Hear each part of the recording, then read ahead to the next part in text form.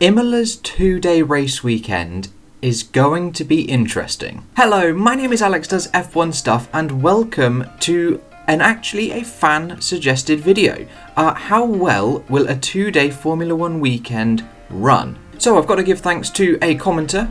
Name is Hugo. Nice video as always. Would like to see a video about how a 2-day race weekend will be handled like the one coming in Imola. So I replied, okie dokie, I can look at that. It's a very cool idea that I'm glad Ross Brawn has pushed through for this year as a trial run. So I believe off the top of my head it is something that Ross Brawn has always wanted to implement into the sport, to just sort of, ever since he came back with Liberty Media that is, just to sort of shake up the weekend a little bit, especially if they want to try and hit their target of 25 races per calendar year. They're gonna have to drop the Friday practice sessions. So in today's video, we're just gonna have a look at what the implications of it could be and the positives and negatives of it. So here is the race weekend format ahead of Imola. Saturday, we've just got one 1.5 hour practice session, and then 2.5 hours later, we've got qualifying, and then the race as normal on Sunday. And to answer your question, Hugo, it's going to run very well. F1 is going to handle it very well.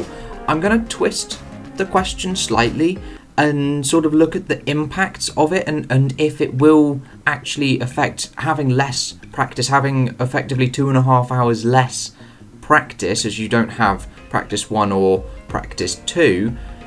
That might just have some different implications, and we're going to have a look at that. So as it is 2020 still, and Imola is on the 2020 race calendar, it's looking likely that Mercedes is still going to be the force to be reckoned with when it comes to Imola. So the next graph that I've got coming up is based off of all of the practice sessions or practice 1 sessions that have happened since 2014, since Mercedes started dominating the sport.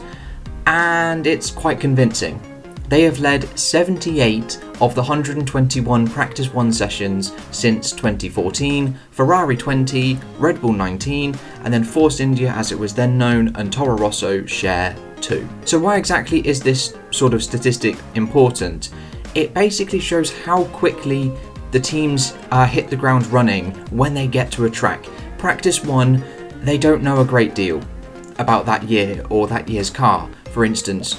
And when you see a team just come into practice 1 and lead it and dominate it sometimes in some respects, having a second plus gap, you think, damn, that is impressive. And then over the course of practice 2 and practice 3, the other teams slightly get a little bit closer as they fine tune their setups. So what I've done with this table here is I've added up the gap from first to second place. So if Mercedes led a practice 1 session, then I would add up that gap to the second place driver throughout all of the times that they have led practice 1. I've then given them an average as well to give a sort of average gap that they've had in front. It's kind of pointless. I'm not 100% sure why I've done this. It didn't really give the effect that I was after, but I thought I'd include it anyway, as it did take me a little while to put together. It doesn't really illustrate any point. The graph that does is this one here. This is the percentage of wins after leading that practice 1 session. So Mercedes have led 78 practice 1 sessions since 2014, and 79% of those 78 they have won. Red Bull have gone on to win 21% of their 19, and Ferrari have gone on to win 20% of their 20. Now, to me, this is extremely significant. This basically is saying that if in Imola, Mercedes lead the only practice session in Imola, there is then close to an 80% chance that they will win the race, which is extremely significant thinking about it. And that begs the question, why Imola? Why have they chosen Imola to run the 2-day weekend? And why not one of these double headers like Austria or Silverstone or something like that if they choose to do another double header at one race? Why don't we just turn the second race into a trial run? And that can easily be answered by saying that there is no data for Imola. There is nothing. It is going to be the most extreme example of having no practice running at all, because the data that they've got is 14 years old on cars that were on completely different tyres, a completely different era of car. It's pointless data. There's no need for them to look back at that data because they won't learn anything. So think of it like a dartboard, almost. And the FIA in their mighty wisdom have covered up the points, and they've jumbled it all up. So the points no longer follow any pattern at all, and you have no idea what you're aiming at. And each team has a dart. Every team gets one shot, one practice session to throw the dart at this board that they don't know where they're scoring. They don't know what they're scoring. So each team takes their shot, they throw their dart at the board, and then we have a look at where they ended up.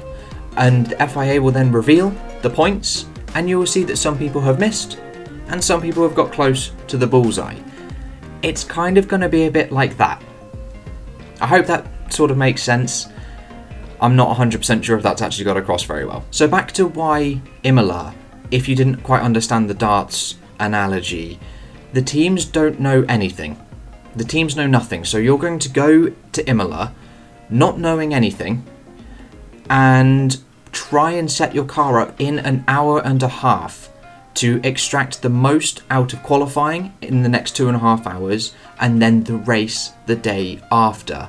If you go in the wrong direction, if you throw that one dart that you have and you miss, you're buggered, because you don't have enough time to change what was wrong in practice before qualifying, and then you have the Parc Fermé rules that you don't want to break, and then you've got the race, which is exactly why they haven't done it for Silverstone, for the Silverstone doubleheader, or any track that they have been to before, as there is previous year's data to go through. So by not having any data at all, this gives us our best shot, our best look at how Formula One will cope with a 2-day race weekend.